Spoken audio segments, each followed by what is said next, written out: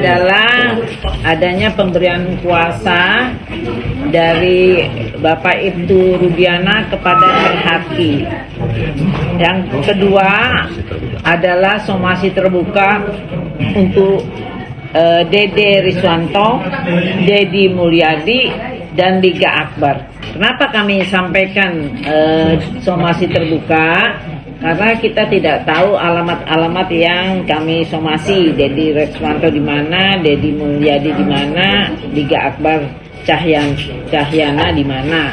Sehingga kita terbuka, nanti akan sampai, karena kan masing-masing udah punya lawyer ya.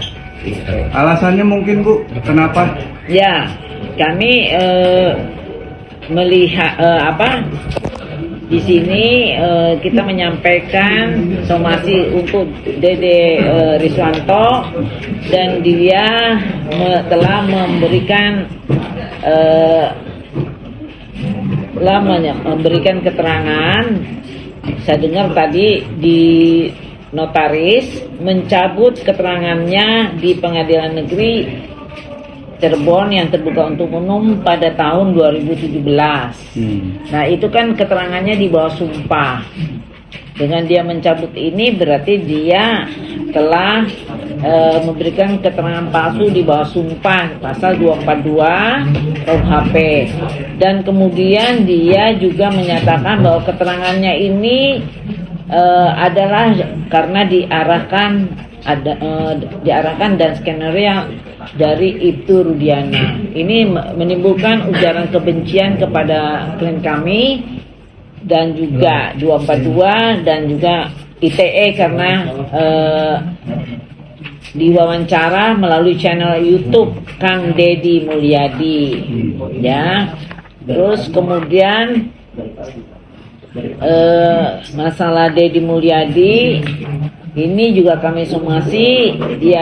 Dia itu menjadi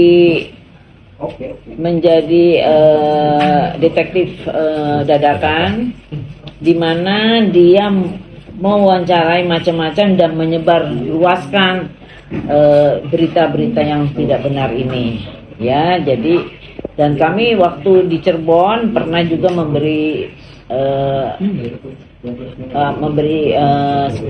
pemberitahuan supaya stop, jangan melakukan hal itu, tetapi tetap saja. Jadi kami minta supaya meluruskan keterangannya dan meminta maaf kepada Ibtu Rudiana dalam waktu 3x24 jam sejak hari ini. Kalau enggak, kita akan melakukan upaya hukum pidana, ya, sesuai. Dan kemudian Liga Akbar Cahyana ini hampir sama dengan Dede Riswanto, yang mana dia mencabut laporan keterangannya di bawah sumpah, dan kemudian dia juga telah menyudutkan klien kami seolah bahwa semua keterangan dia itu dia lakukan karena skenario dari klien kami, ya. Klien kami ini adalah saksi korban yang telah kehilangan dan atas anaknya dalam kesedihan dia korban. Nah, kemudian semuanya melalui wawancara di channel YouTube Kang Dedi Mulyadi. Jadi ini kita somasi untuk segera meluruskan fakta yang sebenarnya dan meminta maaf kepada Ibtu Rudiana. Tapi kalau tidak, berarti kita akan proses. Saya izin, itu somasi itu emang dilayangkan karena dari Ibtu Rudiana sendiri atau memang dari? Ya, iya, memang permintaannya untuk meluruskan semua berita-berita hoax ini, dan sangat luar biasa kejamnya, ya. Dan itu juga berarti kan dia menyangkal dari dia kan memberi keterangan di persidangan dalam keadaan bebas di bawah sumpah. Kok sekarang bikin rekayasa seolah-olah diarahkan. Selama ini 8 tahun ngapain aja kalau memang diarahkan? Kan ini baru-baru aja gara-gara viral ini segala rupa, ya. Jadi kalau memang itu waktu dia di persidangan dia sudah bilang dong, orang terdakwa itu mencabut, ada 3 orang mencabut keterangannya di BAP itu, ya kan? Terdakwa loh, apalagi cuma saksi. Selama ini dia pasti kan hasil eksaminasi dari majelis hakim 3 orang, dari jaksa, dari lawyer ini kan, kalau dia memang diarahkan nggak bisa, karena dia bebas sendirian di bawah sumpah dia menjelaskan. Dan sudah 8 tahun tiba-tiba nongol nih karena ada viral begini. Jadi, dan itu tinggal pembuktian aja. Kalau kita laporin polisi kan tinggal pembuktian aja. Di mana pengarahannya? Karena dia di BAP bukan di Polres Cirebon, tetapi kan sudah pendalamannya di Polda Jabar. Itu tuh pangkatnya kan nggak tinggi, ya. Kalau di Polda Jabar tuh pangkatnya di Reskrimumnya Kombes. Jauh, mana bisa dia cawe-cawe, gitu loh. Semua kewenangannya di Polda Jabar, gitu. Ya, jadi itulah yang jadi kita bilang ini kalau mau bikin hoax atau mau bohong-bohong, ada agak sedikit itulah tahu kebenarannya gimana sih, agak sedikit pinter lah. Bu Elsa, tapi kalau dari keterangan dari Kang Deddy Mulyadi terus juga kuasa hukum terpidana, dia itu sangat menyayangkan bahwa Ibtu Rudiana itu tidak memberi klarifikasi atau membuat statement gitu. Mungkin seperti apa sih mungkin dari kuasa hukum gitu? Kang Deddy itu harus mengerti bahwa Ibtu Rudiana itu adalah seorang polisi aktif yang ada hierarkinya, dan hierarkinya untuk bicara ke luar instruksinya adalah humas, bukannya dia nggak bisa bebas seperti kita ini. Nah, tetapi karena sudah luar biasa pemberitaan yang hoax dan menimbulkan ujaran kebencian kepada dirinya dan keluarganya, udah makin sedih makin terpuruk nih jadinya, sehingga dia minta izin untuk menunjuk lawyer. Nah, itulah kami membantu kasihan, kan dia akan mencari keadilan dan kebenaran, dan dia berjuang untuk itu. Coba kalau misalnya bukan Ibtu Rudiana, kan korban pembunuhan sudah dikubur, kalau bukan siapa-siapa nggak ngerti apa-apa, mungkin kasus ini tertutup, tinggal di neraka aja nanti peradilannya. Tapi karena dia polisi, dia punya insting polisinya, keahlian ini bahwa ini aneh, dan itu akhirnya terbuka. Dan 8 orang ini mau senang atau tidak senang, atau mau benar atau tidak benar, itu sudah melalui eksaminasi yang sangat detail. Dari pertama pra-peradilan udah ditolak. Kemudian waktu di persidangan setelah dakwaan bikin eksepsi. Udah itu di waktu rekonstruksi bisa melawan, tidak mau rekonstruksi. Berarti kan mereka ini orang-orang yang kuat, berani, tidak dalam tekanan, ya kan? Buktinya dia berani melawan. Saya tidak mau rekonstruksi. Terus sampai bikin dakwaan, bikin eksepsi. Ya, berarti kan ada lawyernya semua, jadi nggak bisa semena-mena polisinya. Terus kemudian waktu pemeriksaan dia cabut BAP, kan berarti bebas dong. Apalagi saksi Lingga Akbar dan saksi Dede Riswanto, terdakwa aja bisa cabut BAP. Memang BAP itu bukan sebagai barang bukti, itu hanya sebagai pengantar. Dan keterangan yang benar adalah keterangan di persidangan. Jadi keterangan Lingga Akbar dan keterangan Dede Riswanto adalah di persidangan di bawah sumpah. Sekarang dia cabut tuh, saya nggak ngerti cara berpikirnya. Dan dia berani mati, saya bilang. Bu Elsa, ini soal itu Rudiana ini yang sempat dikaitkan dengan Badan Narkoba, ini tanggapannya. Nah, itulah yang kita luruskan. Dikaitkan apa? Emang dia kena apa? Karena pada saat itu ada kasus penangkapan narkoba besar itu, sempat seperti itu dan dikaitkan seperti itu. Nah, tanggapannya Bu Elsa sendiri seperti apa? Ya kan nggak ada kasusnya. Itu kan berita dari TikTok, berita dari hoax-hoax itu. karena dikaitkan dulu dia sebagai kayak kasat, bukan kasat ya, dia pangkatnya cuma itu kok, bagian narkoba lah. Tapi bukan kasat dia, pangkatnya kan masih sekarang aja baru itu gitu. Ngepisnya gimana nih terhadap, kan ada anggapan seperti itu, apa nantinya akan melakukan tindakan hukum gitu, artinya kalau orang yang bikin hoax ini kan kita sudah somasi 3-3, kita udah bikin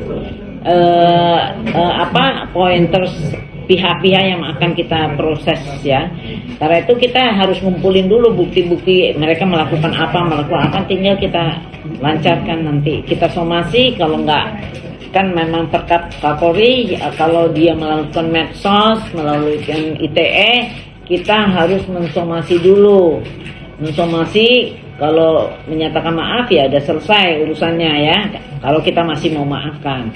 Tapi kalau misalnya cuek bebek ya udah kita lanjut gitu aja. Jadi yang kasus narkoba, kalau ada kasus narkoba itu penyidik narkobanya yang lebih tinggi dari Pak Rudiana udah prosesnya. Sekarang kasus apa itu kan omongan saya juga ngikutin si TikTok, bagaimana dihubung-hubungin, dan itu tidak benar. Itu kan asal ngomong aja. Begitu dicari sama polisi misalnya akun-akunnya mereka udah menang semua tuh. Jadi kan kalau ini kan pada pansos, tapi pansos boleh-boleh aja sih kalau tidak mencelakakan orang lain, itu kan boleh aja. Artinya tidak ada hubungan sama sekali ya? Tidak ada. Apalagi Pak Rudiana bukan orang pejabat tinggi. Bu, terkait sudah ada, kan laporannya sudah ada nih ya dari Pak Rudiana kemarin, sudah ada laporan di Barreskrim. Sebagai tim kuasa hukum akan menanggapi seperti apa, Bu? Ya, bagus itu pertanyaannya. Jadi saya tadi kan sudah bertemu nih sama kuasa hukum yang pergi ke Barreskrim, dan saya sudah langsung berhadapan, dan saya sudah tanyakan, baru memberikan laporan, tapi belum ada laporan polisinya, belum diterima. Barreskrim itu saya perlu jelaskan, kalau kita ngelapor di Polres, mungkin begitu kita lapor ada langsung dapat tanda lapornya, ya. Dengan ada tanda lapor berarti nanti diproses itu, nanti dibentuklah tim penyidiknya siapa, baru kita follow up ya, itu di Polres. Tapi kadang-kadang di Polres juga nggak langsung ya, tapi kita anggaplah Polres itu bisa langsung, dan kemudian seminggu kemudian sudah ada tim penyidik, baru ada panggilan untuk lidik ya, namanya lidik BAP segala rupa. Kalau kasus Barreskrim itu lain. Kalau kita melapor itu kita ngoceh-ngoceh kasih data bukti, nanti di tim itu dilakukan analisa itu paling cepat seminggu, bisa 2 minggu, bisa 3 minggu, tergantung kesibukan dari tim analisa. Dan nanti di situ keputusannya setelah dianalisa, bukan gelar ya, gelar itu kalau sudah ada LP sayang. Jadi ini analisa, jika nanti dianalisa, oh ini memang ini kayaknya kewenangan Polres, akhirnya dilimpahkan di Polres, nanti Polres yang tindak lanjut, atau di Polda, atau di Propam karena ini polisi, atau memang wewenangnya Barreskrim, itu nanti dari analisa itu. Dan saya sudah tanyakan kepada tim kuasa hukum yang ke Barreskrim, memang belum ada LP-nya. Jadi saya bilang jangan bilang gelar dong, kita sama-sama advokat senior mengerti prosesnya ini. Jadi memang belum ada LP, jadi belum ada namanya proses hukumnya. Kalau udah ada LP baru, LP-nya apakah di Barreskrim, apakah di Polda, apakah di Polres, apakah di Propam, itu ada LP-nya. Tapi menurut pihak sana, bukan menurut saya ya, pihak sana mengatakan laporannya sudah diterima dan sudah ada pasal-pasal. Ya itu saya bilang, beda, ada dua hal, diterima sama ada LP. Saya sudah tadi kan sudah wawancara di TV One sama iNews sama 2 lawyernya. Saya tanya, sudah ada LP-nya? Minta itu, belum. Baru diterima laporan doang. Baru diterima laporan. Ya kan namanya polisi itu kan melayani masyarakat, ngelapor ya boleh diterima. Tapi apakah sudah ada LP-nya, yaitu tanda lapor? Nah itu belum saya. Tanya dulu lagi. Dan saya sudah tanya persis 2 kali tuh. 2 lawyernya saya berhadapan, saya tanya, kan LP-nya belum ada kan? Belum.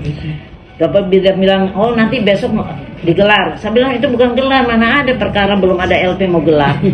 Dianalisa.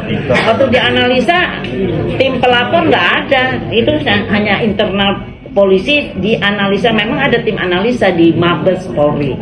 Jatuhnya konsultasi atau gimana, Bu? Apanya? Itu. Enggak, memberikan laporan doang. Hanya memberikan laporan. Tapi bukan berarti tak ada akan diproses atau tidak, kan tergantung nanti analisanya. Tapi tanda lapor belum ada loh. Ya. Bu, kondisi Pak Ibtu Rudiana setelah berita ini viral dan keluarganya itu seperti apa? Waduh, kemarin kita bicara ya, kan kita video call. Dia kehilangan ya. Terus kemudian mungkin kemarin agak tenang ya. Taunya sekarang jadi viral gini dan dia dituduhkan. Sedih sekali, ternyata orang begitu tega dan kejam. Dari pembunuhannya aja anak itu direkayasa seolah-olah kecelakaan. Itu kan luar biasa jahatnya. Sehingga akhirnya salah persepsi, dikira kecelakaan, padahal tidak. Ternyata pembunuhan. Dan kemudian dia sudah kehilangan, udah direkayasa, sekarang dia pun direkayasa. Ya sempat nangis lah dia. Jadi setiap ada peristiwa ini bergulir, itu kesedihannya sama keluarganya luar biasa. Coba Anda bayangkan lah, sebagai seorang bapak, anaknya laki-laki kan biasa ya, orang Indonesia tuh anak laki tuh luar biasa ya.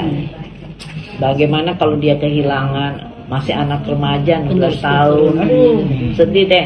Dan meninggalnya dalam keadaan yang tidak baik-baik saja. Oke.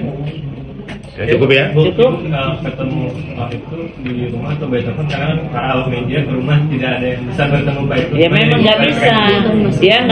Dia nggak mau diwawancara karena nanti kalau dia punya SOP tidak boleh diwawancara. Kalau ketemu kan nanti cuman bilang iya aja udah jadi bahan viral nantinya. Jadi dia nggak boleh dan itu dilarang oleh atasannya. Kondisi kesehatan mentalnya menurut Ibu Ya gimana? nangis. Kenapa, Ibu? Kemarin kita lihat sangat menjadi, kita juga ikut-ikut nangis. Sedih ya, kita ngebayangin, kita kan orang tua. Kalau kehilangan anak laki-laki dalam keadaan ini terus diputarbalikkan faktanya untuk membebaskan para terpidana ini kan luar biasa. Sangat-sangat sadis dan kejam. Mungkin Bang Roni mau ditanggapi ini isu tentang Cukup katanya makam dari Eki ini sempat dijagain itu.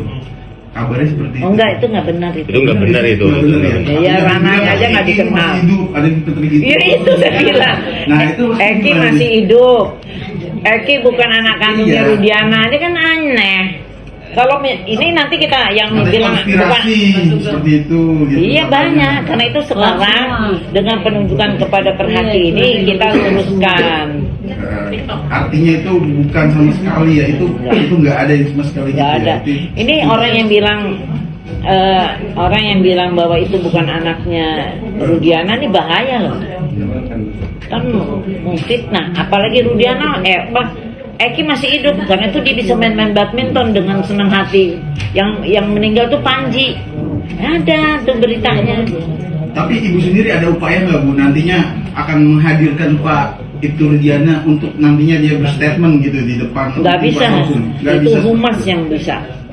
Tetap humas. Humas Polda Jabar. Pak, mohon maaf ya, Pak Rudiana ini bukan pangkat tinggi loh. Iya.